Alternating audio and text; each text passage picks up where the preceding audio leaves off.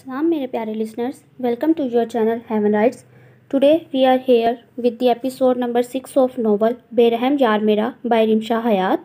So let's get started. Shah हवेली में वापस आ गया था. फरियाल को नहीं मालूम था. रात के खाने पर सारे इकट्ठे बैठे खाना खा रहे थे. फेरी भी बैठी हुई थी. शाह की कुर्सी खाली पड़ी थी. शाह की कुर्सी खाली देखकर फरियाल को अंदाज़ा हो गया था कि शाह अभी तक हवेली वापस नहीं आया. लेकिन फिर इसने सोचा कि वो शाह के बारे में इतना क्यों सोच रही है. शाह हवेली में आए ना आए, इससे फरियाल को कोई फ़र्क नहीं पड़ना चाहिए. ये सोचते ही फरियाल अपने खाने की तरफ मतवज्जा हो गई थी. लेकिन थोड़ी देर बाद ही इसे अपने चेहरे पर किसी की नज़रों की तपिश का एहसास हुआ. फरियाल खाना खाने में इतनी मगन थी कि इसे मालूम ही नहीं हुआ कि शाह इसके सामने वाली कुर्सी पर आकर बैठ गया है. थोड़ी देर बाद फरियाल ने जब सामने देखा तो शाह बैठा इसे प्यार भरी नज़रों से देख रहा था. फरियाल का हाथ वहीं रुक गया. फरियाल हड़बड़ाकर इधर उधर देखने लगी, लेकिन कोई भी शाह की तरफ मतवज्जा नहीं था. फरियाल के लिए खाना खाना दोबर हो गया था. अगर इसे मालूम होता कि शाह हवेली आ चुका है तो कभी भी यहाँ नहीं आती. लेकिन अब क्या हो सकता था. शाह अभी भी मीठी नज़रों से फरियाल की तरफ देख रहा था, जो फेरी को पजल कर रही थी. शाह फेरी को देखने में मगन था जब इसके कानों में दाजी की आवाज़ पड़ी. फिर शाह, तुमने क्या सोचा है शादी के बारे में? दाजी ने शाह से पूछा. दाजी, मैंने क्या सोचना है, बहुत जल्द आपको अपनी दुल्हन से मिलवाऊंगा. शाह ने मुस्कुराते हुए फेरी की तरफ देखते हुए कहा. सब लोग शाह की बात सुनकर हैरान हुए थे और अपना खाना छोड़कर शाह की तरफ देखने लगे, क्योंकि आज से पहले शाह ने कभी ऐसी बात नहीं की थी. इसका मतलब कि शाह को एंजल मिल गई है. सबके दिमाग में बस एक ही ख्याल आया था, क्योंकि शाह अपनी एंजल के सिवा किसी से भी शादी करने पर राज़ी नहीं था. अगर तुम माही की बात कर रहे हो तो मैं तुम्हें पहले ही बता चुका हूँ, माही कभी भी इस घर की बहू नहीं बनेगी. तुम्हारी शादी सूफिया से ही होगी. मैंने तुम्हारे लिए सूफिया का इंतखाब किया है. वो तुम्हारी एंजल से ज़्यादा बेहतर है. मेरी बात को जितनी जल्दी हो सके समझ लेना, दाजी ने कहा और वहाँ से उठकर चले गए. दाजी की बात सुनकर फरियाल का नवाला हलक में अटक गया और वो ज़ोर ज़ोर से खांसने लगी. हीरा बेगम इसके पास ही बैठी हुई थी. उन्होंने जल्दी से पानी का गिलास फेरी के लबों से लगाया. फेरी ने शाह की तरफ देखा, जिसका चेहरा गुस्सा जब्त करने के चक्कर में सुर्ख हो रहा था. फेरी वहाँ से उठकर चली गई थी और शाह भी वहाँ से उठ गया था. बाकी सबको तो मालूम नहीं था, लेकिन हीरा बेगम सारी बात को समझ गई थी. क्या दादी मुझसे इतनी नफरत करते हैं कि वो मुझे अपने घर की बहू भी नहीं बनाना चाहते? और अगर दादी को मालूम हो गया कि मैं ही माही हूँ तो क्या होगा? फेरी ने टहलते हुए सोचा. लेकिन मैं ये क्यों सोच रही हूँ? मैं यहाँ सिर्फ इसलिए रुकी हूँ क्योंकि मुझे अपनी माँ को तलाश करना है, और जब मेरी माँ मुझे मिल जाएगी तो मैं यहाँ से चली जाऊँगी. मुझे यहाँ किसी की ज़रूरत नहीं है, किसी की भी नहीं. लेकिन फेरी की आंखों के सामने हीरा बेगम का चेहरा आया. मैं मुमानी को समझा दूँगी, वो मेरी बात समझ जाएंगी.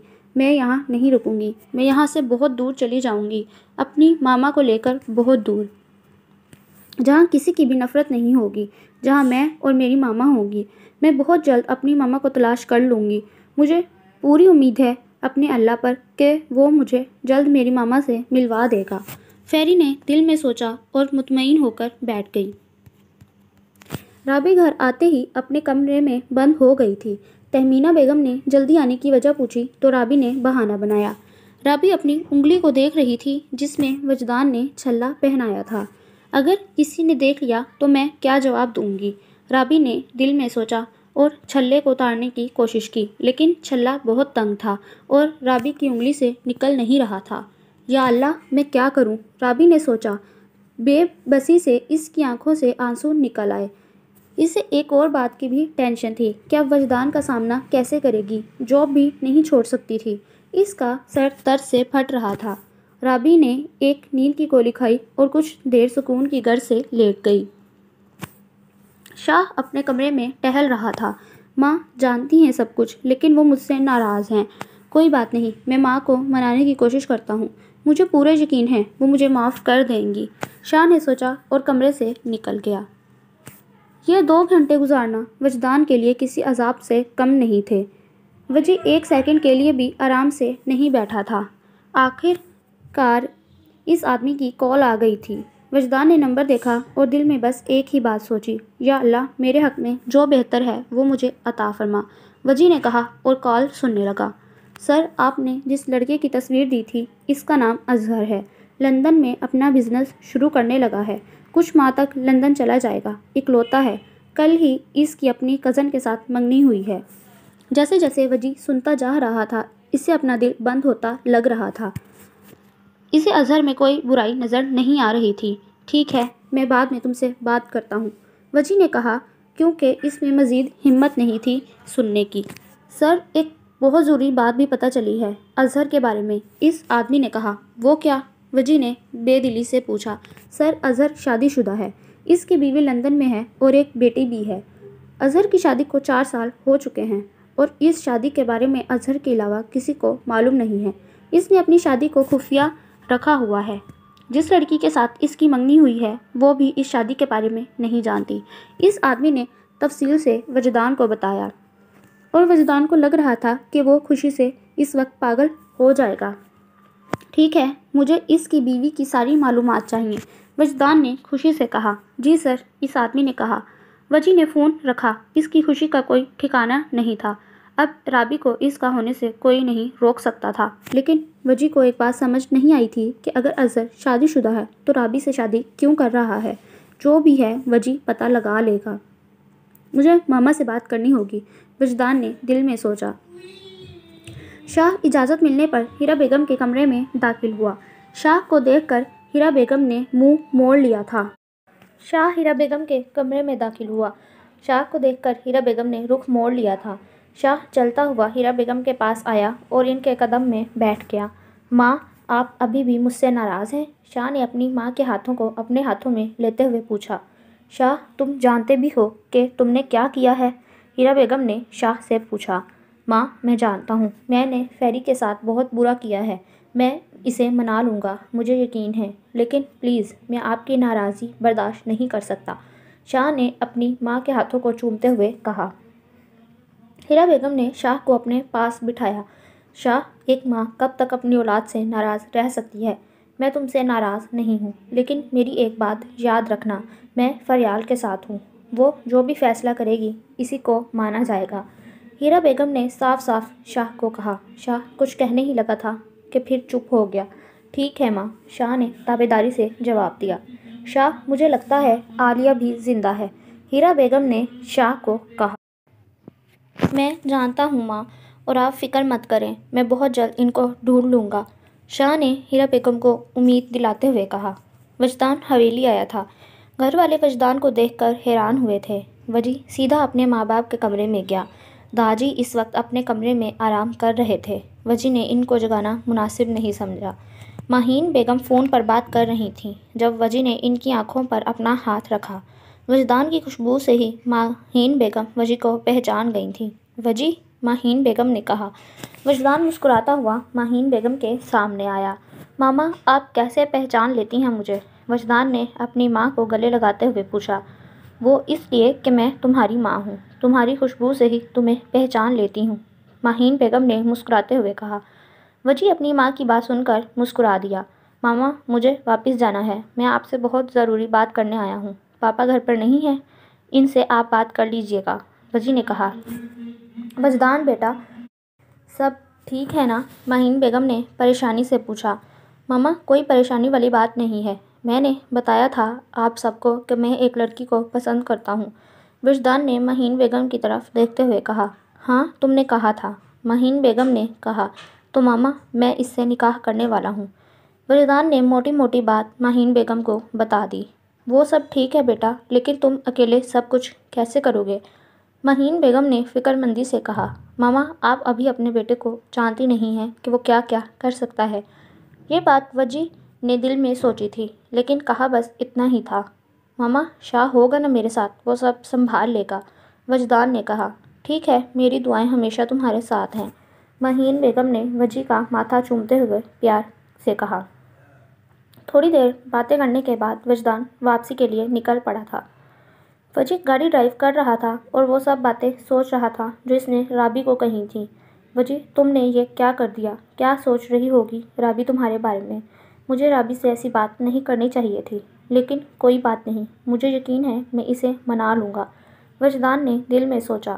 رابی کا خیال آتے ہی اس کے چہرے پر مسکراہٹ آ گئی تھی۔ فیری نے ایک فیصلہ کیا تھا اور اب اس نے اپنا فیصلہ ہیرا بیگم کو سنانا تھا۔ مومانی، مجھے آپ سے بات کرنی ہے، کیا آپ فارغ ہیں؟ فیری نے ہیرا بیگم سے پوچھا۔ ہاں بیٹا، میں فری ہوں، کیا کہنا ہے؟ ہیرا بیگم نے پیار سے پوچھا۔ مومانی، آپ نے کہا تھا نا آپ میرا ہر فیصلے میں ساتھ دیں گی؟ فیری نے ہیرا بیگم کے چہرے کی طرف دیکھتے ہوئے پوچھا۔ بالکل، میں نے کہا تھا، ہیرا بیگم نے کہا۔ مومانی، میں چاہتی ہوں آپ شاہ سے بات کریں کہ وہ مجھے چھوڑ دیں، فیری نے نظریں جھکا کر کہا۔ فیری کی بات سن کر ہیرا بیگم بھی شاک ہو گئی تھیں، لیکن جلد ہی انہوں نے اپنے آپ کو سنبھال لیا۔ فریال بیٹا، آپ اچھی طرح سوچ لو پھر فیصلہ کرنا، اس طرح کے کاموں میں جلدی نہیں کیا کرتے، ہیرا بیگم نے فیری کو سمجھاتے ہوئے کہا۔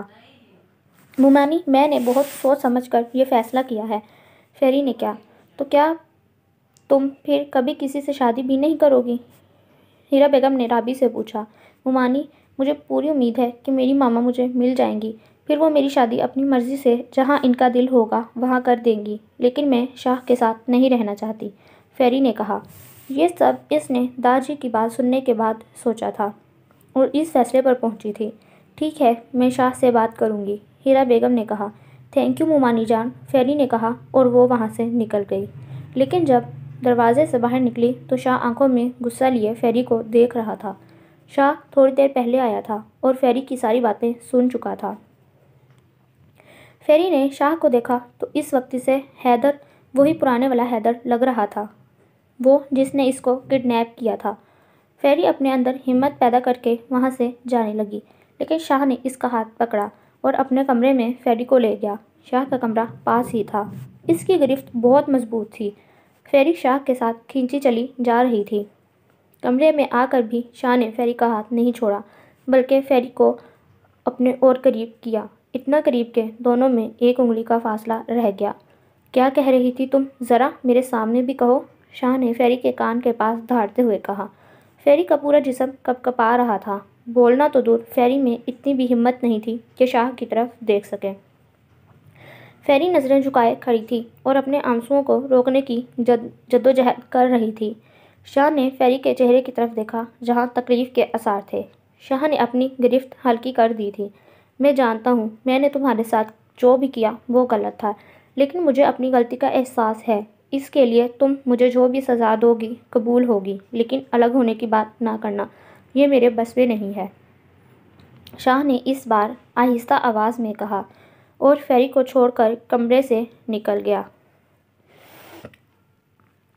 مرد تو اپنی پسندیدہ عورت کو چھونے والی ہوا کا بھی دشمن ہوتا ہے، اور شاہ یہ بات کس طرح برداشت کر سکتا تھا کہ اس کی بیوی اس کا عشق اس سے طلاق لے کر کسی اور سے شادی کرے۔ یہ سب دیکھنے سے پہلے شاہ مرنا پسند کرتا، لیکن اپنی بیوی پر کسی کی نگاہ غلط پڑنے نہیں دیتا۔ شاہ کے جانے کے بعد فیری نے جن آنسوؤں کو باہر نکلنے سے روکا ہوا تھا وہ باہر آ گئے۔ فریال وہیں زمین پر بیٹھ کر رونے لگی۔ کیسی ہو ڈارلنگ؟ شفیق نے عالیہ کے قریب بیٹھتے ہوئے کمینگی سے پوچھا۔ عالیہ کی حالت بہت خراب تھی، اسے اپنے بارے میں کچھ بھی یاد نہیں تھا، بس چپ چاپ بیٹھی رہتی تھی۔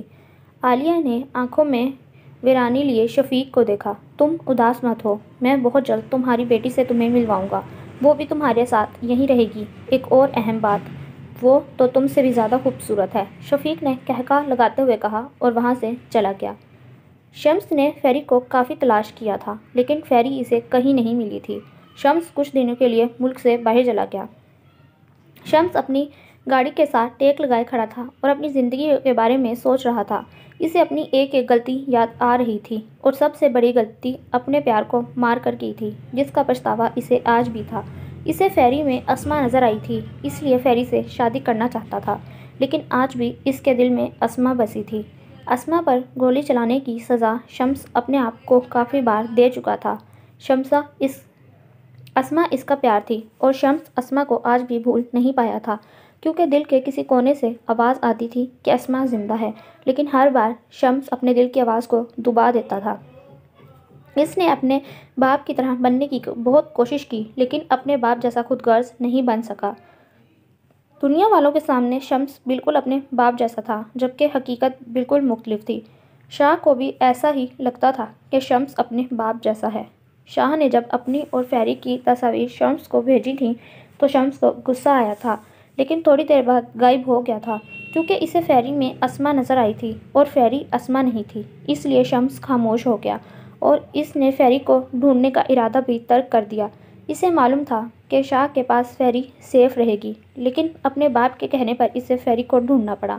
فیری اسے نہیں ملی تھی اور پھر اپنے دماغ کو سکون دینے کے لیے شمس ملک سے باہر آ گیا تھا۔ شمس انہی سوچوں میں گم تھا جب اس کے کانوں میں کسی کے کھلکھلانے کی آواز پڑی۔ شمس نے اس طرف دیکھا تو وہاں پر ایک لڑکی کھڑی تھی اور فون پر بات کرتے ہوئے ہنس رہی تھی۔ شمس چھوٹے چھوٹے قدم اٹھاتا ہوا اس لڑکی سے کچھ فاصلے پر جا کر کھڑا ہو گیا۔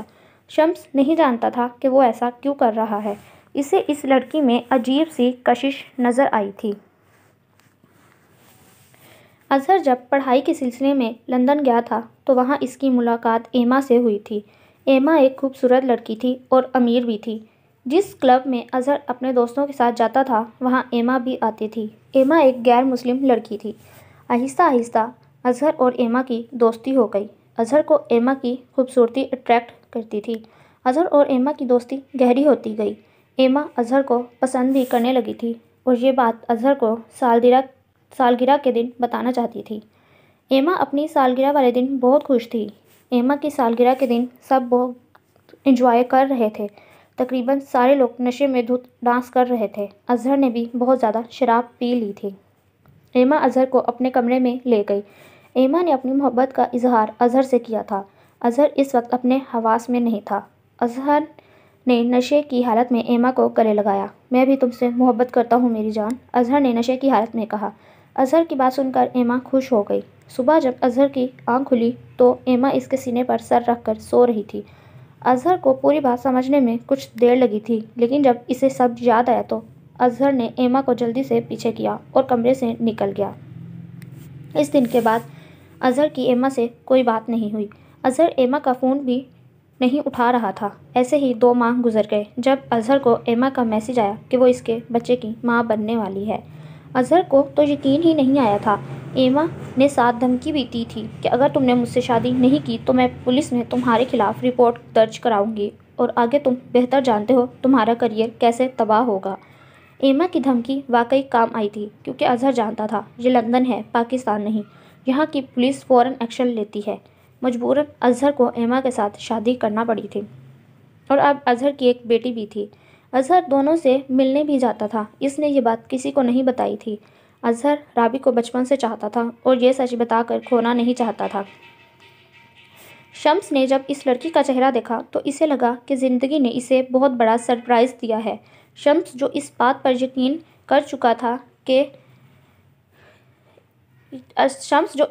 یقین آ گیا تھا کہ معجزے ابھی بھی دنیا میں ہوتے ہیں۔ اسما کا زندہ ہونا شمس کے لیے کسی معجزے سے کم نہیں تھا۔ سامنے اسما کھڑی تھی۔ اسے پورا یقین تھا کہ اس کے سامنے کھڑی لڑکی اسما ہی ہے۔ اسما وہاں سے چلی گئی تھی، لیکن شمس ابھی بھی شاکڈ کھڑا تھا۔ یہ کیسے ہو سکتا ہے؟ اسما تو مر گئی تھی، لیکن یہ لڑکی اسما ہی تھی۔ جو بھی ہو مجھے معلوم کرنا ہوگا کہ یہ لڑکی واقعی اسما ہے یا اسما سے اس لڑکی کی شکل ملتی ہے، شمس نے اپنے منہ پر ہاتھ پھیرتے ہوئے کہا اور وہاں سے چلا گیا۔ جب اسما کو گولی لگی تھی تو سلیمان شاہ اسے جلدی سے ہاسپٹل لے گئے تھے۔ ڈاکٹر نے کہا تھا کہ ہم نے گولی نکال دی ہے اور شام تک ان کو ہوش آ جانا چاہیے۔ اس کے علاوہ ہم کچھ نہیں کہہ سکتے۔ شام کو اسما کو ہوش آ گیا تھا، لیکن سلیمان شاہ نے کسی کو بھی یہ بات نہیں بتائی تھی کہ اسما زندہ ہے۔ یہ سب انہوں نے اسما کی بھلائی کے لیے کیا تھا اور اسما کو ملک سے باہر اپنے ایک دوست کی فیملی کے پاس بھیج دیا۔ اسما کے زندہ ہونے کا علم وجی اور شاہ کو بھی نہیں تھا۔ شاہ بیٹھا سوچ رہا تھا کیسے فیری سے بات کرے۔ جب غصہ ٹھنڈا ہوا تو اب بیٹھا سوچ رہا تھا۔ شاہ کو پورا یقین تھا کہ وہ فیری کا فیصلہ تبدیل کر دے گا، لیکن اس کے لیے اسے فیری کے قریب رہنا تھا۔ شاہ کے دماغ میں ایک خیال آیا جسے سوچ کر شاہ مطمئن ہو گیا تھا۔ رات کو جب سب اپنے کمروں میں تھے تو شاہ فیری کے کمرے میں آیا۔ شاہ نے دیکھا سارا کمرہ خالی تھا اور واش روم سے پانی گرنے کی آواز آ رہی تھی۔ شاہ فیری کے بیڈ پر لیٹ گیا اور فیری کے نکلنے کا انتظار کرنے لگا۔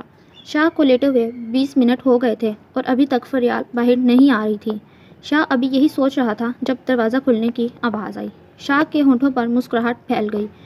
شاہ نے مڑ کر فیری کی طرف دیکھا جو شاہ کو ہی دیکھ رہی تھی اور سمجھنے کی کوشش کر رہی تھی کہ شاہ اس وقت اس کے کمرے میں کیا کر رہا ہے۔ فیری نے سفید شلوار قمیض پہنی ہوئی تھی، بال ٹاول میں مقید تھے، چہرے پر پانی کی بوندیں پتوں پر پڑتی شبنم کے قطروں کا منظر پیش کر رہی تھیں۔ شاہ فرصت سے فیری کو دیکھ رہا تھا۔ فیری شاہ کی نظروں سے پزل ہو رہی تھی۔ فیری نے جلدی سے اپنا دوپٹہ بیڈ سے اٹھا کر کندھوں پر پھیلایا۔ شاہ بھی ہوش میں آیا تھا۔ جانا، میں تمہارا کب سے انتظار کر رہا ہوں، یہاں آؤ، بیٹھو۔ شاہ نے فیری کا ہاتھ پکڑ کر اسے بیڈ پر بٹھایا اور کچھ فاصلے پر خود بھی بیٹھ گیا۔ شاہ کا بات کرنے کا انداز ایسا تھا جیسے ان دونوں کے درمیان سب کچھ ٹھیک ہے، اور فیری کو شاہ کی دماغی حالت پر شک ہوا، کیونکہ شاہ صبح سے ہی تو غصے سے گھر سے نکلا ہوا تھا۔ کیا ہوا؟ زیادہ پیارا لگ رہا ہوں جو مجھے اپنی ان پیاری آنکھوں سے گھور رہی ہو؟ شاہ نے آنکھوں میں شرارت لیے فیری کی طرف دیکھتے اس کی آنکھوں کی طرف اشارہ کرتے پوچھا۔ شاہ کی بات سن کر فیری نے جلدی سے اپنی نظروں کا زاویہ تبدیل کیا۔ آپ اس وقت میرے روم میں کیا کر رہے ہیں؟ فیری نے سنجیدگی سے پوچھا۔ تم سے ایک ضروری بات کرنی تھی، اکیلے میں، شاہ نے فیری کے چہرے پر نظریں گاڑے کہا۔ شاہ کی بات سن کر فیری گھبرا گئی تھی۔ وہ بات آپ صبح بھی کر سکتے تھے، اس وقت کرنی ضروری تھی کیا؟ فیری نے اپنی گھبراہٹ پر قابو پاتے دانت پیستے ہوئے کہا۔ مجھے تو ابھی ہی بات کرنی ہے، شاہ نے بے فکری سے جواب دیا۔ جی کہیے، کیا بات کرنی تھی آپ نے؟ فیری نے شاہ سے پوچھا، کیونکہ اسے لگ رہا تھا جب تک شاہ اپنی بات نہیں کہے گا وہ یہاں سے نہیں جائے گا۔ تم پھپھو جان کو ڈھونڈنا چاہتی ہو؟ شاہ نے فیری سے پوچھا۔ جی بالکل، فیری نے ناسمجھی سے جواب دیا۔ تو میں سوچ رہا تھا کیوں نہ ہم دونوں مل کر پھپھو جان کو تلاش کریں، ایسے وہ جلدی مل جائیں گی، شاہ نے فیری سے پوچھا، اور فیری کو بھی شاہ کی بات ٹھیک لگی تھی۔ شاہ سب فیری کے ساتھ وقت گزارنے کے لیے کر رہا تھا اور اس نے اپنے آدمیوں کو عالیہ کی تلاش میں لگایا ہوا تھا، اور فیری شاہ کی چال کو سمجھ نہیں سکی۔ ٹھیک ہے، مجھے کوئی مسئلہ نہیں ہے، فیری نے کہا۔ شاہ تو پہلے ہی فیری کا جواب جانتا تھا کہ وہ یہی جواب دے گی۔ شاہ فیری کو دیکھ ہی رہا تھا جب فیری شاہ کی نظروں سے گھبرا کر بولی، آپ نے بات کر لی ہے، اب آپ یہاں سے جائیں، فیری نے کھڑے ہوتے ہوئے کہا۔ اسے اس بات کی بھی فکر ہو رہی تھی کہ اگر کسی نے دیکھ لیا تو فضول بات بڑھے گی۔ شاہ اپنی جگہ سے اٹھا اور فیری کے سامنے جا کر کھڑا ہو گیا، جو نروس سی اپنے ہاتھوں کی انگلیوں کو مروڑ رہی تھی۔ شاہ نے اپنا ہاتھ بڑھا کر فیری کے بالوں کو ٹاول سے آزاد کیا اور فیری کا ہاتھ اپنے مضبوط ہاتھ میں لے کر اسے اپنی طرف کھینچا۔ فیری اس حملے کے لیے تیار نہیں تھی اور سیدھی شاہ کے سینے سے جا لگی۔ فیری کے گیلے بال شاہ کے چہرے سے جا لگے۔ سفید رنگ تم پر بہت جچتا ہے جانا، شاہ نے فیری کے کانوں میں سرگوشی کی۔ فیری شاہ کے قریب آنے پر اپنے دل کی دھڑکنوں کو سنبھال رہی تھی۔ شاہ تھوڑی دیر فیری کے بالوں کی خوشبو کو اپنے اندر اتارتا رہا اور پھر کمرے سے نکل گیا۔ فیری ابھی بھی بت بنی کھڑی تھی۔ شاہ کی قربت سے اسے اپنے چہرے پر سرخی پھیلتی محسوس ہوئی۔ فیری خود بھی اس بات سے انجان تھی۔ بدتمیز، فیری نے ہوش میں آتے ہوئے کہا اور کمرے کو لاک کیا کہ کہیں شاہ واپس نہ آ جائے۔ مس رابیل، میں آپ سے ملنا چاہتا ہوں، مجھے آپ سے ایک ضروری بات کرنی ہے، اور اگر آپ مجھ سے ملنے نہیں آئیں تو میں آپ کے گھر آ جاؤں گا، وجدان نے رابی کو میسج کیا۔ وجدان کا میسج پڑھ کر رابی پریشان ہو گئی۔ اسے سمجھ نہیں آ رہا تھا کہ کیا کرے۔ اگر سر گھر آ گئے تو؟ رابی نے سوچا، کیا مصیبت ہے یہ؟ رابی نے اپنا سر پکڑتے ہوئے کہا، اگر سر گھر آ گئے تو بہت مسئلہ ہو جائے گا، رابی نے خود سے کہا، اور وجدان کو میسج کر کے جگہ کا پوچھا کہ کہاں پر آنا ہے۔ رابی کا میسج پڑھ کر وجدان کے چہرے پر مسکراہٹ آ گئی تھی۔ اس نے رابی کو جگہ کا بتایا اور خود تیار ہونے چلا گیا۔ رابی بیٹھی وجی کا انتظار کر رہی تھی جو ابھی تک نہیں آیا تھا۔ السلام علیکم، رابی کے کانوں میں وجی کی آواز پڑی۔ رابی نے ایک نظر وجدان کو دیکھا جو ہمیشہ کی طرح اچھا لگ رہا تھا۔ رابی نے نظریں جھکا کر سلام کا جواب دیا۔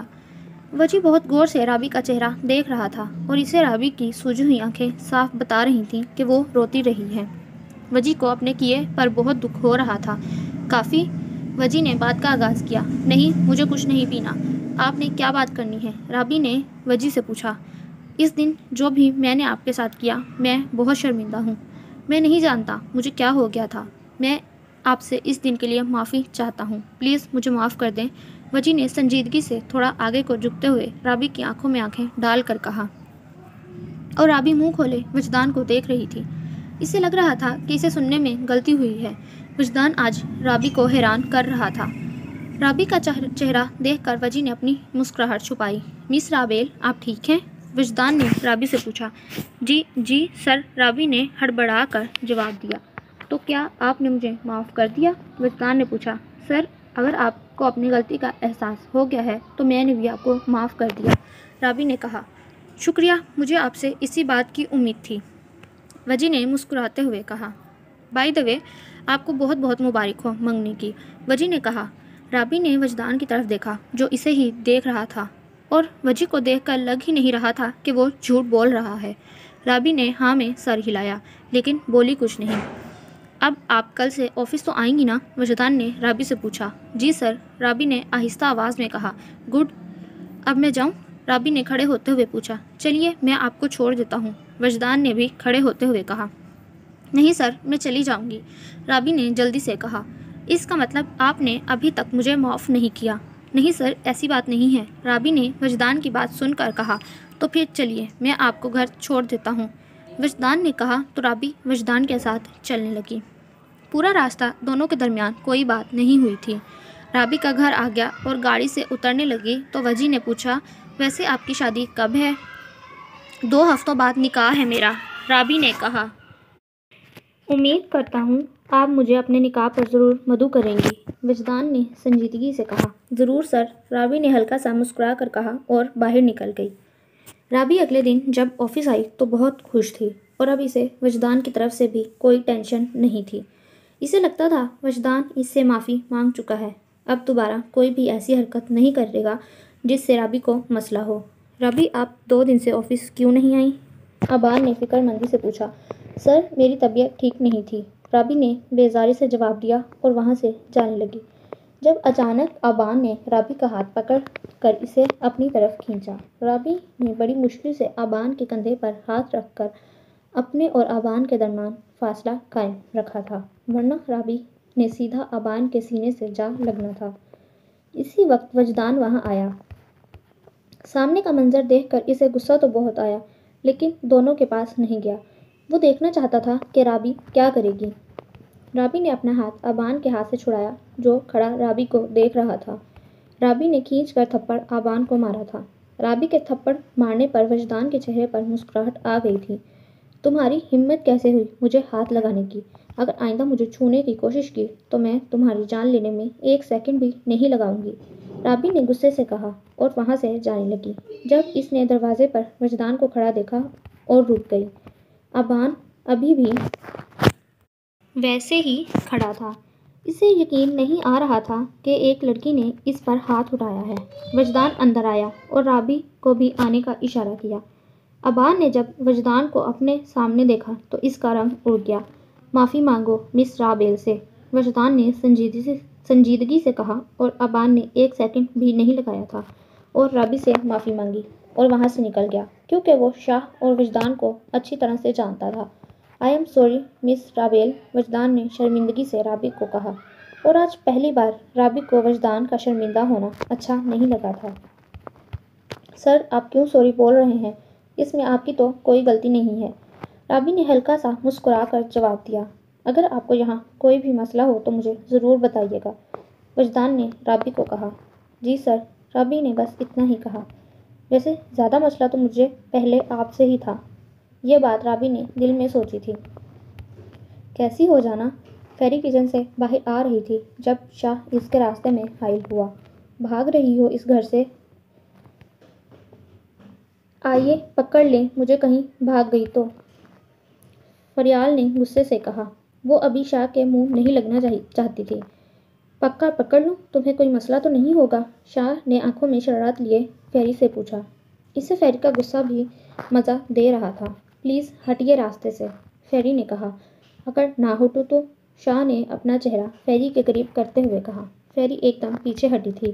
آپ کو معلوم ہے آپ ایک نمبر کے فلرٹ انسان ہیں، فیری نے گھورتے ہوئے شاہ کو کہا۔ اپنی بیوی کے ساتھ فلرٹ کر رہا ہوں جانا، مجھے تو کوئی مسئلہ نہیں ہے، شاہ نے سرگوشی نما کہا۔ فیری کا مزید یہاں رکنا بیکار تھا۔ اس نے شاہ کو پیچھے دھکا دیا اور باہر بھاگ گئی۔ شاہ بھی مسکراتا ہوا وہاں سے نکل گیا تھا۔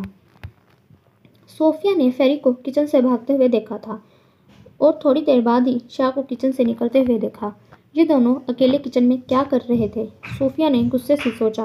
اگر تم نے میرے شاہ کے قریب آنے کی کوشش کی تو جان سے مار دوں گی، صوفیہ نے نفرت سے فیری کو مخاطب کرتے ہوئے کہا اور پیر پٹک کر وہاں سے چلی گئی۔ ماما، مجھے اس فریال کے ارادے ٹھیک نہیں لگ رہے، وہ میرے شاہ پر ڈولے ڈال رہی ہے، صوفیہ نے نفرت سے فیری کا ذکر کرتے ہوئے کہا۔ تم ٹینشن نہ لو، میں نے سوچ لیا ہے کہ اب مجھے کیا کرنا ہے، ویسے شاہ ہاتھ نہیں آنے والا، صدف نے مسکراتے ہوئے صوفیہ سے کہا۔ آپ کیا کرنے والی ہیں؟ صوفیہ نے جلدی سے پوچھا۔ وہ تمہیں وقت آنے پر معلوم ہو جائے گا، صدف نے کہا۔ شمس نے اپنے ذریعے سے معلوم کر لیا تھا کہ اسما کو گولی لگنے کے بعد کس ڈاکٹر نے علاج کیا تھا، اور خوش قسمتی سے اسے وہ ڈاکٹر مل بھی گیا جس نے بتایا تھا کہ وہ لڑکی بچ گئی تھی۔ اور جب یہ بات شمس کو معلوم ہوئی تو سب سے پہلے اس نے اللہ کے سامنے سجدے میں سر جھکایا اور بہت رویا تھا۔ اسے خود معلوم نہیں تھا کہ وہ کس بات پر زیادہ خوش ہو رہا ہے، اسما کے زندہ ہونے پر یا اس کے دوبارہ ملنے پر۔ شمس نے اب سوچ لیا تھا کہ وہ اپنی محبت یعنی اسما کا دل جیتے گا اور کبھی بھی اسما کو اپنے آپ سے دور نہیں جانے دے گا۔ اگر اسما کو معلوم ہوتا کہ کوئی اس کے لیے رو رہا ہے، تڑپ رہا ہے، تو اسما ضرور اپنی قسمت پر رشک کرتی۔ صدف کے شوہر کا نام الطاف تھا۔ صدف الطاف کو پسند کرتی تھی۔ الطاف صدف کا کزن بھی تھا۔ الطاف امیر نہیں بلکہ معمولی گھرانے سے تعلق رکھتا تھا۔ صدف کی شادی جب الطاف سے ہوئی تو وہ الطاف کے چھوٹے سے گھر میں گزارا نہیں کر سکی، اسی لیے اپنے باپ کے پاس آ کر رہنے لگی۔ داجی کو بھی کوئی مسئلہ نہیں تھا۔ الطاف نے اپنے سسر کے گھر رہنے سے انکار کر دیا۔ وہ آ کر صدف اور بچوں سے مل لیتا تھا۔ پھر الطاف نے تہمینہ بیگم کو دیکھا اور پہلی نظر میں ہی الطاف کو تہمینہ پسند آ گئی۔ تہمینہ کے گھر والوں کو بھی شادی کی جلدی تھی، اس لیے انہوں نے تہمینہ کی شادی الطاف سے کر دی۔ لیکن جب الطاف کو معلوم ہوا کہ تہمینہ اپنے کزن کو پسند کرتی ہے تو ان کو بہت دکھ ہوا۔ الطاف نے تہمینہ کو ہر طرح کی خوشی دینے کی کوشش کی تھی، لیکن تہمینہ کا دھیان اپنے کزن کی طرف ہی رہتا، جبکہ وہ بھی شادی کر چکا تھا۔ لیکن ایک دن جب الطاف نے تہمینہ کو فون پر کسی سے بات کرتے سنا تو اس نے اس کے بعد تہمینہ کو طلاق دے دی۔ تہمینہ تو بہت خوش تھی۔ الطاف نے رابی کو اپنے پاس رکھنے کی کوشش نہیں کی کیونکہ اسے اس وقت اپنی ماں کی زیادہ ضرورت تھی۔ صدف بیگم کو جب الطاف کی دوسری شادی کا معلوم ہوا تو انہوں نے گھر میں بہت شور مچایا تھا۔ ان کو معلوم تھا کہ الطاف نے دوسری شادی کی ہے اور اس کو طلاق بھی دے دی ہے، لیکن وہ تہمینہ کو نہیں جانتی تھی اور نہ ہی کبھی دیکھا تھا۔ اس کے بعد صدف الطاف سے نہ ہونے کے برابر بات کرتی تھیں۔ شاہ اچھا ہے، ویسے شاہ اچھا ہے، ایسا فیری کا دل کہنے لگا تھا، لیکن یہ بات فیری ماننے سے انکاری تھی۔ شاہ اور فیری مل کر عالیہ کو ڈھونڈ رہے تھے، ایسا فیری کو لگتا تھا، جبکہ شاہ فیری کے ساتھ وقت گزارنے کی غرض سے اس کے ساتھ رہتا اور باتیں کرتا جو زیادہ تر عالیہ بیگم کے متعلق ہوتی تھیں۔ سر، ہمیں میم کے بارے میں معلومات ملی ہیں، آپ جلدی سے شہر آ جائیں، شاہ کے ایک خاص بندے نے فون پر شاہ کو کہا۔ شاہ یہ سنتے ہی خوش ہو گیا تھا اور اسی وقت شہر کے لیے نکل کھڑا ہوا۔ جیسے جیسے دن نزدیک آ رہے تھے رابی کی گھبراہٹ میں اضافہ ہوتا جا رہا تھا۔ اسے ایسا لگ رہا تھا جیسے کچھ برا ہونے والا ہے، لیکن کیا یہ بات اسے سمجھ نہیں آ رہی تھی۔ رابی نے اپنی شادی کی شاپنگ بھی بے دلی سے کی تھی اور وجدان کو بس نکاح کے دن کا انتظار تھا۔ آج وہ دن آ گیا تھا جب رابی اور اظہر کا نکاح ہونا تھا۔ اظہر بہت خوش تھا اور رابی کا دل بے چین تھا۔ تہمینہ بیگم کے کہنے پر نکاح پر سب لوگوں کو بلایا تھا۔ وجدان بھی بلیک 3 پیس سوٹ میں بے پناہ وضاحت سمیٹ کر وہاں پر ہر ایک کی نظروں کا مرکز بنا ہوا تھا۔ وجدان بار بار اپنی گھڑی کی طرف دیکھ رہا تھا جب اسے ایک میسج وصول ہوا جسے پڑھ کر اس کے چہرے پر مسکراہٹ آ گئی۔ رابی کو جب ہال میں لایا گیا تو وجدان کی نظریں اس کے خوبصورت چہرے پر ٹھہر سی گئیں۔ وجی کو اپنے آس پاس کسی چیز کی ہوش نہیں رہی تھی، وہ بس یک ٹک رابی کو دیکھ رہا تھا۔ رابی نے سفید رنگ کا لہنگا پہنا ہوا تھا جو رابی کی گندمی رنگت پر بہت جچ رہا تھا۔ رابی اس وقت آسمان سے اتری ہوئی پری لگ رہی تھی۔ رابی کی نظریں اٹھیں اور رابی نے سامنے دیکھا جہاں وجی کھڑا رابی کو دیکھ رہا تھا۔ دونوں کی نظریں ایک دوسرے سے ملی تھیں۔ وجدان کی آنکھوں کی چمک دیکھ کر رابی کا ننھا سا دل زور سے دھڑکا تھا۔ رابی کو اظہر کے سامنے بٹھایا گیا۔ وجدان ریلیکس سا کھڑا اپنی پینٹ کی جیبوں میں ہاتھ ڈالے کھڑا تھا، جیسے سامنے ہو رہے نکاح سے بہت خوش ہو۔ شاہ جب شہر پہنچا تو اس کے آدمی نے جس انسان کا نام بتایا، اس نام کو سن کر شاہ کی رگیں پھول گئیں۔ بہت غلط کیا ہے تم نے، تمہیں اب شاہ کے قہر سے کوئی نہیں بچا سکتا، شاہ نے غصے سے کہا اور کرسی کو ٹھوکر مار کر وہاں سے چلا گیا۔ جب فیری کو معلوم ہوا کہ شاہ گھر پر نہیں ہے تو اس کا دل بہت اداس ہو گیا، وجہ وہ خود بھی جاننے سے قاصر تھی۔ فیری جانے انجانے میں سارا دن شاہ کا انتظار کرتی رہی لیکن وہ نہیں آیا۔ جب فیری کا صبر جواب دے گیا تو اس نے غصے میں کہا بھاڑ میں جائے، مجھے کیا، میں کیوں ان کا انتظار کر رہی ہوں، فیری نے کہا اور کمرے میں چلی گئی۔ شاہ غصے میں شفیق کے گھر گیا جو اس کا شہر میں تھا۔ اسی گھر میں ہی اس نے عالیہ کو رکھا ہوا تھا۔ اس وقت شفیق گھر پر نہیں تھا اور اس نے کوئی سیکیورٹی بھی نہیں رکھی ہوئی تھی کیونکہ اسے یقین تھا کہ کسی کو بھی اس پر شک نہیں ہوگا، لیکن اس کا یہی یقین اسے لے ڈوبا۔ شاہ کے ساتھ اس کے آدمی بھی تھے جو پورے گھر میں پھیل گئے تھے۔ جب ایک آدمی نے کہا سر یہاں ایک عورت، شاہ جلدی سے اس کمرے میں گیا تھا لیکن اپنی پھپھو کو اس حال میں دیکھ کر اس کا دل کٹ سا گیا۔ شاہ عالیہ کے پاس بیٹھ گیا اور عالیہ کے ہاتھوں کو اپنے ہاتھ میں لے لیا۔ پھپھو دیکھیے آپ کا شاہ آیا ہے، شاہ نے کہا۔ اس نے اپنے آنسوؤں کو نکلنے سے نہیں روکا تھا۔ اس کے آدمی اپنے لمبے چوڑے سر کو روتا دیکھ کر حیران ہوئے تھے۔ عالیہ نے شاہ کی طرف دیکھا لیکن ان کی آنکھوں میں شناسائی کی ذرا سی بھی رمق نہیں تھی۔ شاہ اس وقت کمزور نہیں پڑنا چاہتا تھا، اس لیے عالیہ کو وہاں سے ہاسپٹل لے گیا۔ اس نے سوچ لیا تھا کہ دونوں باپ بیٹے کے ساتھ کیا کرنا ہے۔ مولوی صاحب نے ابھی نکاح شروع کیا ہی تھا جب ایک نسوانی آواز نے سب کو اپنی طرف متوجہ کیا۔ اظہر اس آواز کو پہچان گیا تھا۔ اس نے گھبرا کر آواز کی سمت دیکھا تو وہاں ایما اور اس کی بیٹی کھڑی تھیں۔ یہاں صرف دو لوگوں کو سچائی کا معلوم تھا، ایک وجی اور خود دوسرا اظہر۔ اظہر کے چہرے پر 12 بجے تھے جبکہ وجی کے چہرے پر پرسکون سی مسکراہٹ تھی۔ اسے معلوم تھا کہ رابی کو تکلیف ہوگی لیکن یہ سب وہ رابی کے لیے ہی تو کر رہا تھا۔ کون ہو آپ بیٹا؟ اظہر کے والد نے آگے بڑھ کر ایما سے انگلش میں پوچھا۔ ایما کو اردو نہیں آتی تھی۔ ایما نے اپنا میرج سرٹیفکیٹ اظہر کے والد کے ہاتھوں میں تھمایا جسے پڑھ کر اظہر کے والد کو جھٹکا لگا تھا۔ ان کو تو یقین نہیں آ رہا تھا لیکن ہاتھ میں پکڑے سرٹیفکیٹ کو دیکھ کر ان کو یقین کرنا پڑا۔ اظہر کے والد طیش میں اظہر کے پاس گئے اور کھینچ کر اظہر کو تھپڑ مارا۔ باقی سارے لوگ حیرانگی سے دونوں باپ بیٹے کو دیکھ رہے تھے اور بات سمجھنے کی کوشش کر رہے تھے۔ اس لیے تم لندن جاتے تھے؟ ہم سب کی آنکھوں میں دھول جھونک رہے تھے، تمہیں ذرا بھی شرم نہیں آئی؟ اگر تمہیں وہ لڑکی پسند تھی تو رابیل سے شادی کیوں کر رہے ہو؟ جواب دو، اظہر کے والد نے دھاڑتے ہوئے پوچھا۔ رابیل کو بات سمجھنے میں کچھ دیر لگی تھی لیکن اسے ابھی بھی لگ رہا تھا جیسے یہ سب خواب ہے، اس لیے دونوں باپ بیٹے کے قریب آئی۔ انکل کیا ہو رہا ہے، سب ٹھیک ہے؟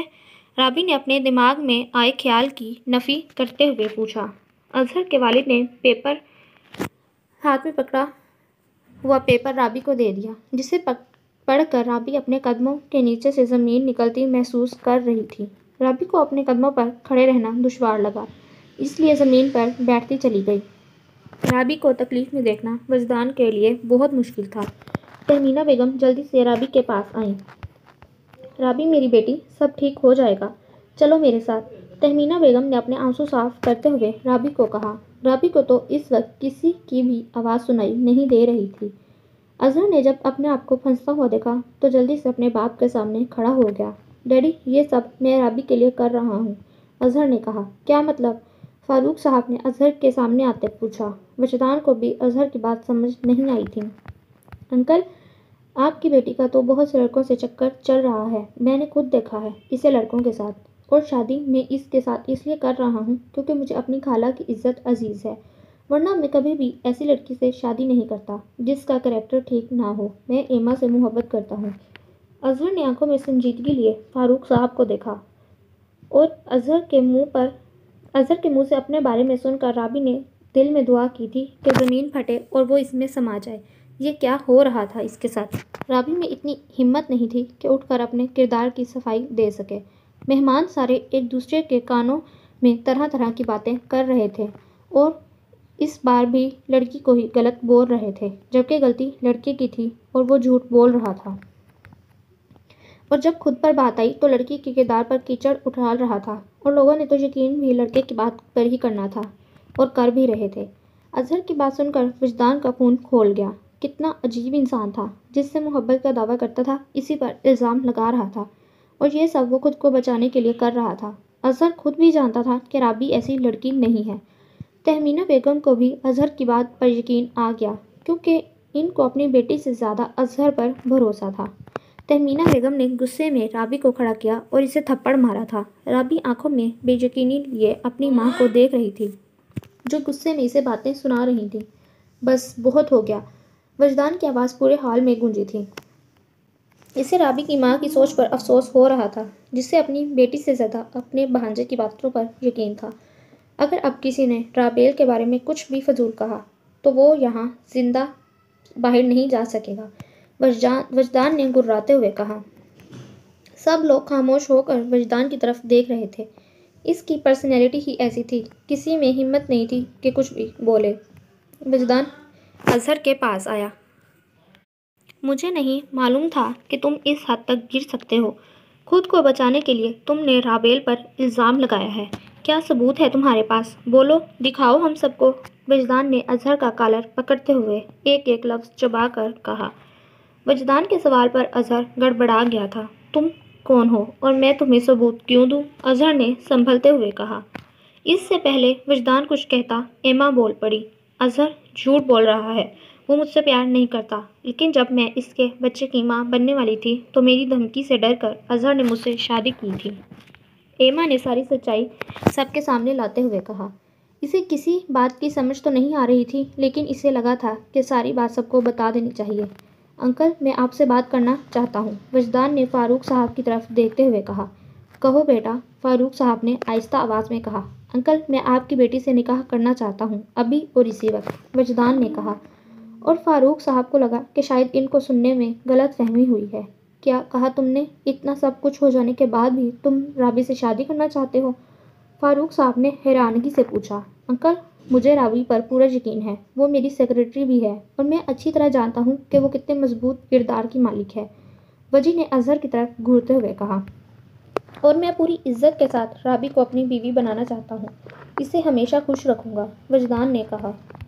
فاروق صاحب کو وجدان کے رشتے میں کوئی قباحت نظر نہیں آ رہی تھی، اس لیے انہوں نے رابی کا نکاح اظہر کے سامنے ہی وجدان سے کر دیا۔ رابی سب سن رہی تھی، لیکن بولنے کی ہمت اس میں نہیں تھی۔ وہ ابھی بھی شوق تھی اظہر کا اس پر الزام لگانا، تہمینہ بیگم کا اپنی ہی بیٹی پر یقین نہ کرنا، اور وجدان جو اسے کچھ وقت سے ہی جانتا تھا، اس کے کردار کی گواہی دینا، اس کے لیے لوگوں سے لڑنا۔ نکاح کے بعد وجدان فاروق صاحب سے ملا۔ اظہر کے والد بھی وجدان سے خوش دلی سے ملے تھے۔ ان کو وجدان رابی کے لیے بہت اچھا لگا تھا۔ انکل، میں اپنی بیوی کو ہمارے گھر لے جانا چاہتا ہوں، وجدان نے فاروق صاحب سے کہا۔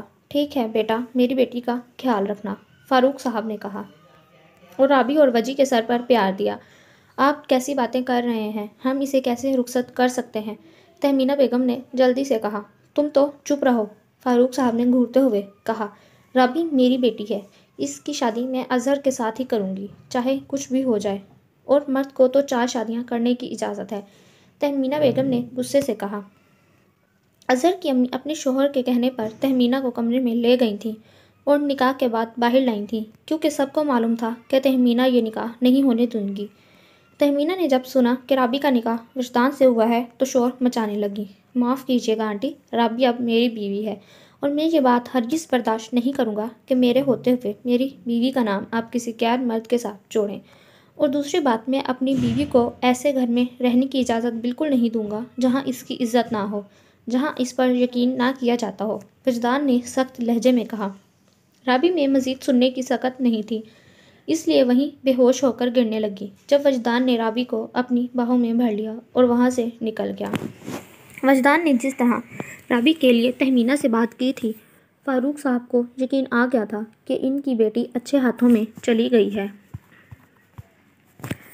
شاہ عالیہ کو ہاسپٹل لے آیا تھا جب اسے گھر سے فون آیا، اور جو خبر اسے سننے کو ملی تھی وہ اس کے لیے پریشانی کا باعث تھی۔ شاہ نے عالیہ کے پاس اپنے آدمیوں کی ڈیوٹی لگائی اور خود گاؤں کے لیے نکل پڑا۔ شاہ کو صوفیہ کی کال آئی تھی، جو رو رو کو بتا رہی تھی کہ ماما کو ہارٹ اٹیک ہوا ہے۔ شاہ گاؤں کے پاس والے ہاسپٹل پہنچ گیا جہاں صدف بیگم ایڈمٹ تھیں۔ کیا ہوا ہے؟ پھپھو ٹھیک ہیں؟ ڈاکٹر نے کیا کہا ہے؟ شاہ نے پریشانی سے پوچھا۔ ابھی تک کچھ نہیں کہا، صوفیہ نے روتے ہوئے کہا۔ تم فکر مت کرو، سب ٹھیک ہوگا، شاہ نے صوفیہ کو کہا۔ تھوڑی دیر بعد ڈاکٹر باہر آیا اور اس نے بتایا کہ صدف کو میجر ہارٹ اٹیک ہوا ہے اور یہ سب آپ کی دعاؤں کا نتیجہ ہے کہ وہ اب ٹھیک ہیں، لیکن ہارٹ اٹیک کی وجہ ان کا ہارٹ ڈیمیج ہوا ہے جسے ٹھیک ہونے میں وقت لگے گا اور دوبارہ ہارٹ اٹیک ہونے کے بھی چانسز ہیں۔ ڈاکٹر نے مزید کہا تھا، ان کو پریشانی والی باتوں سے دور رکھیے، اگر دوبارہ ان کو اٹیک آیا تو ان کی جان بھی جا سکتی ہے۔ ڈاکٹر کہہ کر وہاں سے چلا گیا تھا۔ الطاف صاحب بھی وہیں پر تھے۔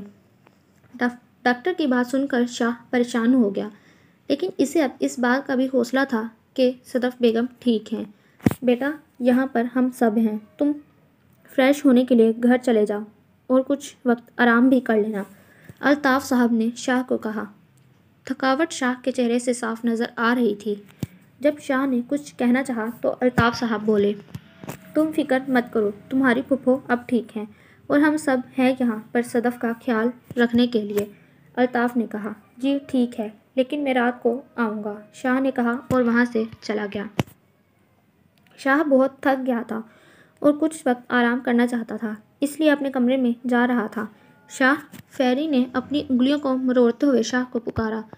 ہائے اللہ، اتنے پیار سے شاہ کہو گی تو شاہ تو تمہارے قدموں میں ہی ڈھیر ہو جائے گا، شاہ نے سینے پر ہاتھ باندھتے ہوئے مسکراتے ہوئے کہا۔ وہ میں نے پوچھنا تھا کہ آپ کی پھپھو کیسی ہیں؟ فیری نے شاہ کی بات کو اگنور کرتے ہوئے کہا۔ وہ اب ٹھیک ہیں، لیکن اگر وہ میری پھپھو ہیں تو تمہاری خالہ بھی ہیں، شاہ نے فیری کے قریب آتے ہوئے کہا۔ میں نے بس یہی پوچھنا تھا، فیری نے جلدی سے کہا اور وہاں سے جانے لگی جب شاہ نے فیری کا ہاتھ پکڑا اور اسے اپنے سامنے کھڑا کیا۔ فیری کا دل فل سپیڈ میں دھڑک رہا تھا۔ کبھی مجھ غریب سے بھی بات کر لیا کرو جان۔ شاہ نے فیری کے ہاتھ کی پشت کو اپنے انگوٹھے سے سہلاتے ہوئے کہا۔ شاہ، یہ کیا کر رہے ہیں؟ فیری نے گھبرائی ہوئی آواز میں کہا۔ اس کی نظریں شاہ کے علاوہ ہر چیز کو دیکھ رہی تھیں۔ جانا، ابھی میں بہت تھکا ہوا ہوں، ورنہ ضرور بتاتا کہ میں کیا کر رہا تھا، شاہ نے ذومعنی الفاظ میں کہا اور وہاں سے چلا گیا۔ شاہ کے جانے کے بعد فیری نے سکون کا سانس لیا تھا۔ شمس نے اسما کو ایک بک اسٹال کے اندر جاتے ہوئے دیکھا اور خود بھی اس بک اسٹال کے اندر چلا گیا۔ اسما کھڑی کتابیں دیکھ رہی تھی اور شمس فرصت سے اپنے محبوب کو دیکھ کر اپنی آنکھوں کو ٹھنڈک پہنچا رہا تھا۔ اسما نے بلو جینس کے ساتھ وائٹ لانگ شرٹ پہنی ہوئی تھی، گلے میں بلو اسٹالر لیا ہوا تھا۔ اسما کو جب احساس ہوا کہ اسے کوئی دیکھ رہا ہے تو اس نے مڑ کر دیکھا، لیکن کوئی بھی اسے نہیں دیکھ رہا تھا۔ اسما نے اپنے خیال کو جھٹکا اور دوبارہ کتابیں دیکھنے لگی۔ اسما ان کتابوں کو کافی دنوں سے تلاش کر رہی تھی اور اب جا کر اسے یہ کتابیں ملی تھیں۔ اسما جب پیمنٹ کرنے لگی تو اس کے بیگ میں اس کا والیٹ نہیں تھا۔ اسما نے سارا بیگ چھانٹ مارا لیکن اس کا والیٹ کہیں نہیں ملا۔ اسما پریشان ہو گئی کہ اب کیا کروں، لگتا ہے میرا والیٹ گھر رہ گیا ہے، اگر یہ کتابیں مجھے پھر نہ ملی تو، اسما نے پریشانی سے سوچا۔ شمس کب سے کھڑا اسما کی حرکات نوٹ کر رہا تھا۔ اسما جب مایوس ہو کر وہاں سے جانے لگی تو شمس جلدی سے اسما کے پاس آیا۔ کیا میں آپ کی مدد کر سکتا ہوں؟ شمس نے اسما سے پوچھا۔ اسما نے شمس کی شکل کی طرف دیکھا اور کچھ سوچ کر ساری بات شمس کو بتا دی۔ کوئی بات نہیں، میں پیمنٹ کر دیتا ہوں، شمس نے مسکراتے ہوئے کہا، اور اسما تو شمس کی مسکراہٹ میں کھو سی گئی۔ اسما ابھی بھی گم رہتی جب شمس کی آواز اسے ہوش میں لائی۔ یہ آپ کی کتابیں۔ شمس نے اسما کے سامنے کتابیں کرتے ہوئے کہا۔ تھینک یو، میں آپ کے پیسے لوٹا دوں گی۔ آپ مجھے اپنا فون نمبر دے دیں، اسما نے مسکراتے ہوئے کہا، اور شمس نے خوشی سے اسما کو اپنا فون نمبر دے دیا۔ تھینکس اگین، اسما نے کہا اور وہاں سے چلی گئی۔ شمس ابھی بھی اسما کو جاتے ہوئے دیکھ رہا تھا۔ وجی رابی کو اپنے گھر لے آیا تھا۔ وجدان نے آرام سے رابی کو بیڈ پر لٹایا۔ وجدان آرام سے رابی کے بھاری زیورات اتار رہا تھا اور پیار سے رابی کے حسین چہرے کو تک رہا تھا۔ جب وجی نے رابی کے بھاری جھمکے اتارے تو رابی کے کان سرخ ہو رہے تھے۔ وجدان نے اپنی انگلیوں کی پوروں سے رابی کے کان کے لو کو مسلا تاکہ رابی کو تھوڑا سکون مل سکے۔ پتہ نہیں یہ لڑکیاں اتنے بھاری زیور کیسے پہن لیتی ہیں۔ وجی نے رابی پر کمبل ٹھیک کرتے ہوئے منہ میں بڑبڑایا اور پھر وضو کرنے چلا گیا۔ اسے سب سے پہلے اپنے اللہ کا شکر ادا کرنا تھا۔ وجی آج بہت زیادہ خوش تھا۔ آج اللہ نے رابی کو اس کا بنا دیا تھا۔ اب رابی پر صرف وجدان شاہ کا حق تھا۔ وجی جانتا تھا کہ اظہر کی وجہ سے رابی کو تکلیف پہنچی ہے۔ اظہر نے جو بھی الزام رابی پر لگایا تھا، وجدان اسے بخشنے کے موڈ میں بالکل نہیں تھا۔ رات کو شاہ ہاسپٹل کے لیے نکل رہا تھا جب اسے صدف اور صوفیہ گھر کے اندر آتی ہوئی دکھائی دی۔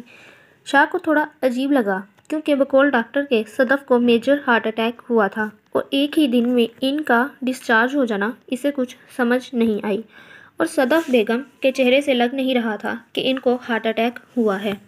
پھپھو، آپ گھر کیوں آئی ہیں؟ ابھی تو آپ کو ہاسپٹل میں ہونا چاہیے تھا، شاہ نے صدف بیگم کو کہا۔ صدف کے بولنے سے پہلے ہی صوفیہ بول پڑی۔ شاہ، ماما ضد کر رہی تھیں، ان کا دم گھٹ رہا تھا تو ماما کی ضد پر میں نے ڈاکٹر سے بات کی تو انہوں نے گھر لے جانے کی اجازت دے دی، صوفیہ نے جلدی سے کہا اور صدف کو ان کے کمرے میں لے گئی۔ باقی سب لوگ بھی صدف کے کمرے میں چلے گئے۔ چچی جان، ڈاکٹر اتنی جلدی گھر آنے کی اجازت کیسے دے سکتا ہے؟ پھپھو کو تو ہارٹ اٹیک ہوا ہے اور گھر سے زیادہ ہاسپٹل میں ان کی کیئر کی جا سکتی ہے، شاہ نے ماہین بیگم کو کہا جو ہاسپٹل میں ہی تھی۔ بیٹا، میں تو خود حیران ہوں کہ ڈاکٹر مان کیسے گئے، ماہین بیگم نے پریشانی سے کہا۔ چچی، آپ مجھے ساری بات بتائیں، کیا ہوا تھا؟ شاہ نے پوچھا۔ بیٹا، ہم لوگ اپنے کمروں میں تھے، داجی اپنے دوست کی طرف گئے ہوئے تھے جب ہمیں صوفی کے رونے کی آواز آئی۔ جب ہم صدف کے کمرے میں گئے تو وہ بے ہوش زمین پر پڑی ہوئی تھی۔ ہم لوگ جلدی سے اسے ہاسپٹل لے گئے۔ ماہین بیگم نے شاہ کو ساری بات بتائی۔ ٹھیک ہے چچی جان، مجھے ایک ضروری کام ہے، میں تھوڑی دیر تک آتا ہوں، شاہ نے کہا اور وہاں سے نکل گیا۔ شاہ اسی ہاسپٹل میں گیا تھا جہاں صدف بیگم داخل تھیں۔ اسے کچھ عجیب لگ رہا تھا، بس اپنے دل کی تسلی کرنا چاہتا تھا ورنہ اسے صدف پر پورا بھروسہ تھا۔ شاہ اسی ڈاکٹر کے پاس گیا جس نے صدف بیگم کا علاج کیا تھا۔ کیا آپ مجھے بتا سکتے ہیں کہ میری پھپھو کو آپ نے اتنی جلدی گھر جانے کی اجازت کیسے دے دی، جبکہ یہ بات آپ نے خود بتائی تھی کہ ان کو میجر ہارٹ اٹیک آیا ہے، شاہ نے سنجیدگی سے پوچھا۔ شاہ کی بات سن کر ڈاکٹر کے چہرے پر ایک دم پریشانی کے آثار شاہ کو نظر آئے تھے۔ کیا آپ ڈاکٹر ہیں؟ ڈاکٹر نے شاہ سے پوچھا۔ جی بالکل، شاہ نے آرام سے جواب دیا، اور ڈاکٹر کو لگا اب جھوٹ بولنا بیکار ہے، کیونکہ ڈاکٹر کو لگ رہا تھا شاہ خود بھی ڈاکٹر ہے، اس لیے اگر اس سے جھوٹ بولا تو شاہ اس کا جھوٹ پکڑ لے گا، اس لیے شاہ کو ساری سچائی بتانے لگا۔ آپ کی پھپھو بالکل ٹھیک ہیں، ان کو ہارٹ اٹیک نہیں ہوا تھا، ان کی بیٹی میرے پاس آئی اور مجھے کافی زیادہ پیسے دیے۔ اس نے کہا کہ میرے گھر والوں کے سامنے کہنا ہے کہ میری ماما کو ہارٹ اٹیک آیا ہے بس، اور میں نے بھی لالچ میں آ کر بات مان لی، ڈاکٹر نے شرمندگی سے کہا۔ ساری بات سن کر شاہ کو شوق لگا تھا۔ تم سچ کہہ رہے ہو؟ شاہ نے پوچھا۔ جی میں سچ کہہ رہا ہوں، اور پلیز مجھ سے وہ پیسے بھی لے لیں، میں اپنے کیے پر بہت شرمندہ ہوں، ڈاکٹر نے شرمندگی سے کہا۔ آئندہ خیال رکھنا ورنہ تمہیں اس ہسپتال سے نکلوا دوں گا، شاہ نے کہا۔ اور دوسری بات، تمہیں میری مدد کرنی ہوگی، شاہ نے کہا۔ جی بالکل، میں آپ کی مدد ضرور کروں گا، ڈاکٹر نے خوش دلی سے کہا۔ گڈ، شاہ نے کہا اور وہاں سے چلا گیا۔ شاہ گاڑی ڈرائیو کرتے ہوئے یہی سوچ رہا تھا کہ پھپھو اور صوفیہ نے اتنا بڑا جھوٹ ہم سے کیوں بولا۔ اسے یہ بات سمجھ نہیں آ رہی تھی، لیکن اب اسے گھر جا کر ہی معلوم ہونا تھا۔ شاہ صدف کے کمرے میں آ گیا تھا۔ وہاں سب موجود تھے۔ صدف نے جب شاہ کو دیکھا تو اسے اپنے پاس بلایا۔ بیٹا، کہاں چلے گئے تھے تم؟ صدف نے پوچھا۔ کچھ ضروری کام یاد آ گیا تھا۔ آپ بتائیں، آپ کی طبیعت کیسی ہے؟ شاہ نے اپنا لہجہ نارمل رکھتے ہوئے پوچھا، کیونکہ اسے جاننا تھا کہ آخر کیا وجہ تھی کہ پھپھو نے ہم سب سے جھوٹ بولا۔ میں ابھی تو ٹھیک ہوں، لیکن پتہ نہیں کب تک ٹھیک رہتی ہوں، صدف نے غمگین لہجے میں کہا۔ سب ٹھیک ہو جائے گا پھپھو، آپ ٹینشن نہ لیں، شاہ نے سنجیدگی سے کہا۔ شاہ، کیا تم میری ایک بات مانو گے؟ صدف بیگم نے بڑی آس سے شاہ سے پوچھا۔ جی پھپھو کہیے، شاہ نے کہا۔ شاہ، کیا تم میری آخری خواہش سمجھ کر میری صوفیہ سے نکاح کرو گے؟ صدف بیگم نے تکلیف سے کہا۔ پھپھو، آپ کیسی باتیں کر رہی ہیں؟ آپ ٹھیک ہو جائیں گی، شاہ نے دھڑکتے دل سے کہا۔ اسے بالکل امید نہیں تھی کہ صدف بیگم یہ بات کرنے والی ہیں۔ میں تمہارے آگے ہاتھ جوڑتی ہوں، میری زندگی کا کوئی بھروسہ نہیں ہے، صدف نے روتے ہوئے کہا۔ فیری کا دل اسے کسی انہونی کا احساس دلا رہا تھا۔ ابھی تو اس کے دل نے شاہ کے بارے میں رائے بدلی تھی۔ شاہ نے ایک نظر فیری کو دیکھا اور پھر صدف کو۔ میں تیار ہوں نکاح کے لیے، شاہ نے سخت لہجے میں کہا اور بنا فیری سے نظریں ملائے وہاں سے چلا گیا۔ شاہ کی بات نے وہاں کھڑے سارے لوگوں کو حیران کیا تھا۔ کچھ لوگ خوش تھے اور کچھ پریشان تھے۔ فیری وہاں سے غصے سے اپنے کمرے میں چلی گئی۔ شاہ سے الگ ہونے کا فیصلہ میرا بالکل درست تھا۔ اگر شاہ کو دوسری شادی کرنی ہے تو مجھے طلاق دینی ہوگی، فیری اپنے کمرے میں ٹہلتے ہوئے اپنے آپ سے کہہ رہی تھی۔ آنسو اس کے گال بھگو رہے تھے، جسے اس نے بے دردی سے صاف کیا۔ فیری ایک بار پھر شاہ سے بدگمان ہو گئی تھی۔ شاہ نے اپنے کمرے کی کھڑکی میں کھڑے ہو کر تازہ ہوا میں کھل کر سانس لیا۔ تو یہ پلان تھا پھپھو کا، شاہ نے تکلیف سے سوچا۔ اسے بہت دکھ ہوا تھا یہ جان کر کہ صدف بیگم نے اپنی بیٹی کی شادی شاہ سے کرنے کے لیے اتنا بڑا جھوٹ بولا۔ میں اپنی اینجل کو مزید تکلیف نہیں دے سکتا، میں اسے سب بتا دوں گا کہ میں نے کیوں نکاح کے لیے ہاں کی، شاہ نے کہا اور اپنے کمرے سے باہر نکل گیا۔ فیری بھی اپنی کھڑکی کے پاس کھڑی چاند کو دیکھ رہی تھی جب شاہ نے اسے پیچھے سے آ کر اپنی باہوں میں لیا تھا۔ کیا سوچ رہی ہو جانا؟ شاہ نے فیری کے کندھے پر تھوڑی رکھتے ہوئے پوچھا۔ شاہ صدف بیگم کی بات سن کر جتنا غصے میں تھا، اپنی اینجل کو دیکھ کر اس کا غصہ غائب ہو گیا تھا۔ فیری بھی بہت دکھی تھی، اس لیے شاہ کا اتنا قریب آنا محسوس ہی نہیں کر سکی۔ میں آپ کی جانا نہیں ہوں، جس سے نکاح کر رہے ہیں اسے جانا کہو، فیری نے غصے سے کہا۔ اوہ، تو میری جانا کو جلن ہو رہی ہے، شاہ نے ہنستے ہوئے کہا جبکہ اندر سے اسے بہت خوشی ہو رہی تھی۔ آپ بہت بڑے جھوٹے ہیں، آپ چھوڑ دیں مجھے، فیری نے کہا اور شاہ سے پیچھے ہو کر کھڑی ہو گئی۔ آنسو اس کی آنکھوں سے باہر آنے کو بے تاب تھے اور فیری کے آنسو ہی تو شاہ کو تکلیف دیتے تھے۔ رونا نہیں، یہاں بیٹھو، شاہ نے فیری کو بیڈ پر بٹھایا اور خود بھی فیری کے پاس بیٹھ گیا اور اسے ساری بات بتانے لگا۔ فیری اپنا رونا بھول کر شاہ کی بات سننے لگی۔ لیکن انہوں نے ایسا کیوں کیا؟ فیری نے حیرانگی سے پوچھا۔ تاکہ میں صوفیہ سے شادی کے لیے مان جاؤں، کیونکہ میں نے پہلے ہی کہہ دیا تھا کہ میں اپنی اینجل کے علاوہ کسی سے شادی نہیں کروں گا، شاہ نے پیار سے فیری کے آنسو صاف کرتے ہوئے کہا۔ اب آپ کیا کریں گے؟ فیری نے بے تابی سے پوچھا۔ وہ تو تمہیں کل معلوم ہو جائے گا، شاہ نے فیری کو مزید اپنے قریب کرتے ہوئے کہا۔ کیا کر رہے ہیں آپ؟ میں آپ سے ابھی بھی ناراض ہوں، فیری نے پیچھے ہوتے ہوئے کہا۔ لیکن شاہ کی گرفت فیری کی کمر پر مضبوط تھی۔ میں نے کب کہا جانا کہ تم اب مجھ سے ناراض نہیں ہو، شاہ نے آنکھوں میں خمار لیے بھاری آواز میں کہا۔ فیری اپنے آپ کو چھڑوانے کی کوشش میں ہلکان ہو رہی تھی، شاہ کے چہرے کی طرف دیکھنے سے گریز کر رہی تھی۔ شاہ فیری کے چہرے کے نقوش میں کھوس آ گیا۔ فیری کے گال کا ڈمپل شاہ کو کوئی گستاخی کرنے پر مجبور کر رہا تھا۔ شاہ نے اپنے ہونٹ فیری کے ڈمپل والے گال پر رکھے اور پھر وہاں سے چلا گیا۔ شاہ نہیں چاہتا تھا کہ وہ یہاں رک کر اپنا کنٹرول کھو دے، اس لیے وہاں سے جانا ہی بہتر سمجھا۔ فیری ابھی بھی آنکھیں بند کیے شاہ کے لمس کو محسوس کر رہی تھی۔ فیری نے جب آنکھیں کھولیں تو سامنے کوئی نہیں تھا۔ فیری کے چہرے پر پیاری سی مسکراہٹ آ گئی۔ اب اسے کل کا انتظار تھا، آخر شاہ کیا کرنے والا تھا؟ جو بدگمانی اس کے دل میں تھوڑی دیر پہلے آئی تھی اب وہ مٹ چکی تھی۔ رابیل کی آنکھ کھلی تو اس کا سر بہت درد کر رہا تھا۔ رابیل چھت پر لگے پنکھے کو دیکھ رہی تھی اور سمجھنے کی کوشش کر رہی تھی کہ وہ کہاں پر ہے۔ آہستہ آہستہ اسے سب یاد آنے لگا۔ آنسو پھر سے اس کی آنکھوں سے نکلے تھے۔ وجدان سامنے صوفے پر بیٹھا رابی کے تاثرات ہی دیکھ رہا تھا، لیکن جب اس نے رابی کو روتے ہوئے دیکھا تو جلدی سے رابی کے پاس آیا۔ رابیل، تم ٹھیک ہو؟ کیوں رو رہی ہو؟ اگر طبیعت خراب ہے تو ڈاکٹر کو بلاؤں؟ وجی نے پریشانی سے رابی سے پوچھا۔ وجی کو اپنے سامنے دیکھ کر رابی کے آنسوؤں میں مزید اضافہ ہو گیا۔ رابیل، اگر تم نے رونا بند نہیں کیا تو میں اس اظہر کی جان لے لوں گا جس نے تمہیں تکلیف پہنچائی ہے، جو تمہارے آنسوؤں کی وجہ بنا ہے، وجدان نے سنجیدگی سے کہا۔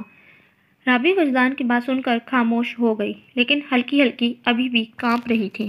گڈ گرل، چلو جلدی سے فریش ہو کر نیچے آ جاؤ، پھر ہم دونوں مل کر ناشتہ بنائیں گے، وجی نے رابی کا گال تھپ تھپاتے ہوئے کہا۔ رابی وجدان کا سویٹ سا روپ دیکھ کر حیران بھی تھی۔ رابی بنا کچھ کہے ہاں میں سر ہلا کر فریش ہونے چلی گئی۔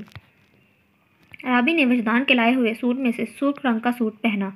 اس نے جب الماری کھولی تو حیران رہ گئی۔ اس کی ضرورت کی ساری چیزیں وہاں موجود تھیں۔ ایک رات کے اندر اندر وجدان سر نے یہ ساری شاپنگ کی ہے؟ رابی نے حیرانگی سے دل میں سوچا، لیکن رابی یہ نہیں جانتی تھی کہ وجی نے تو یہ سب کچھ پہلے ہی پلان کیا ہوا تھا۔ رابی نے سر پر اچھی طرح دوپٹہ سیٹ کیا۔ بنا میک اپ کے بھی رابی بہت خوبصورت لگ رہی تھی۔ رابی صوفے پر بیٹھ گئی۔ بھوک اسے محسوس نہیں ہو رہی تھی۔ رابی کل کے دن کے بارے میں سوچنے لگی۔ اس کی سگی ماں نے اس پر یقین نہیں کیا تھا۔ رابی باقی لوگوں سے کیا گلہ کرتی؟ ایک دن کے اندر اس کی زندگی بدل گئی تھی۔ وجدان سے نکاح کرنے کے بارے میں تو رابی نے کبھی نہیں سوچا تھا، اور اظہر جو اس سے محبت کا دعویٰ کرتا تھا، پوری دنیا کے سامنے اس نے رابی کو رسوا کرنے کی کسر نہیں چھوڑی تھی۔ رابی اپنی سوچوں میں غرق تھی۔ جب اسے کسی کی نظروں کا احساس ہوا تو اس نے نظریں اٹھا کر سامنے دیکھا۔ وجدان کھڑا اسے گھور رہا تھا۔ زوجہ محترمہ، میں نے نیچے آنے کا بھی کہا تھا، وجدان نے زوجہ محترمہ پر زور دیتے ہوئے کہا۔ وجدان کی بات پر رابی کچھ نہیں بولی، بس چپ چاپ کھڑی رہی۔ رابی جب نیچے نہیں آئی تو وجدان خود رابی کو دیکھنے کے لیے اوپر آیا تھا۔ وجدان نے جب رابی کو دیکھا تو مبہوت رہ گیا۔ رابی سرخ جوڑے میں سیدھی وجدان کے دل کو دھڑکا گئی تھی۔ رابی نے وجی کا آنا نوٹ نہیں کیا کیونکہ وہ اپنی سوچوں میں گم تھی۔ وجی چلتا ہوا رابی سے کچھ فاصلے پر کھڑا ہو گیا۔ جب رابی کی نظریں اس پر پڑیں، وجدان پوری کوشش کر رہا تھا کہ رابی پہلے کی طرح بات کرے، لیکن لگتا تھا رابی نے چپ کا روزہ رکھ لیا تھا۔ رابی وجی کے ساتھ چل پڑی۔ وجدان کا گھر زیادہ بڑا نہیں تھا۔ اس نے اپنے اور شاہ کے لیے بنوایا تھا۔ شاہ بھی کچھ دنوں کے لیے آتا تھا، لیکن گھر چھوٹا ہونے کے ساتھ بہت خوبصورت تھا۔ وجدان نے ساری ڈیکوریشن خود کروائی تھی، جو اس چھوٹے سے گھر کو مزید خوبصورت بناتی تھی۔ رابی نظریں نیچے کیے چل رہی تھی جب وجدان سے جا ٹکرائی۔ بیوی، دیکھ کر یار، ابھی میں نے گر جانا تھا، وجدان نے مزاح میں کہا۔ او آئی ایم سوری۔ رابی کو لگا وجدان سچ کہہ رہا ہے، اس لیے جلدی سے کہا، یار میں مذاق کر رہا ہوں، تمہاری جیسی چھوئی موئی سی لڑکی کے ٹکرانے سے میں گر نہیں سکتا۔ ہاں البتہ تم ضرور گر سکتی تھیں، وجدان نے مسکراتے ہوئے کہا۔ رابی بنا کوئی جواب دیے بیٹھ کر ناشتہ کرنے لگی۔ تمہیں تو میں پہلے جیسی پٹاخہ رابی بنا کر ہی رہوں گا، وجدان نے دل میں سوچا اور ناشتہ کرنے لگا تھا۔ That was the end of today's episode. Hope that you like it. Do subscribe if you like. جلد ہی ملتے ہیں اس ناول کی نئی ایپیسوڈز کے ساتھ، تب تک کے لیے اللہ حافظ۔